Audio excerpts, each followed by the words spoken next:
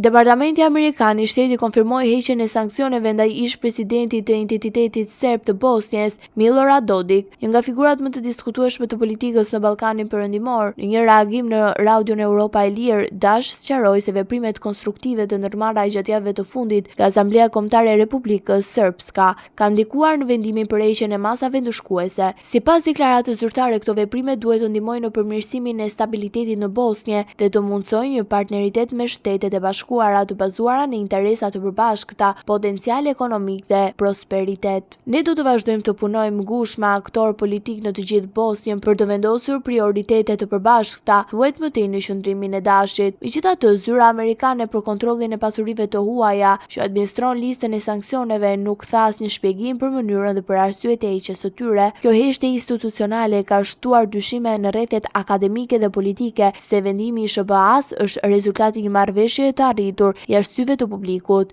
Eric Gordy, profesor I sociologjisë politik në Universitetin e Londrës, deklaroi për Real se qeveria amerikane ka arritur një marrëveshje me Dodikun jashtë Europës dhe ndoshta edhe jashtë Bosnjës e Serbisë. Në të njëjtën linjë u shpreh dhe Daniel Sewer, profesor në Universitetin John Hopkins, I cili e cilësoi këtë si një rast të paprecedent në politikën amerikane ndaj Ballkanit. Nuk mbaj mend një heqje të ngjashme sanksionesh në rajon. Ky është një them një shpërblim për dorëheqjen e Dodikut nga presidenca, theksoi ai. Milorad Dodik, I sanksionuar 2 herë nga SBA-ja për shkelje të marrëveshjes së Daytonit dhe për retorik separatiste, ka mbetur për vite me radhë një figurë që sfidon integritetin territorial të Bosnjë-Hercegovinës. Vazhdimi për t'i hapur sërish dyert e dialogut me të shihet dhe shumë analistë si një lëvizje pragmatike e Washingtonit e synuar për të frenuar ndikimin rus në rajon, por që njëkohësisht rrezikon të dëmtojë kredibilitetin e politikës amerikane ndaj Ballkanit.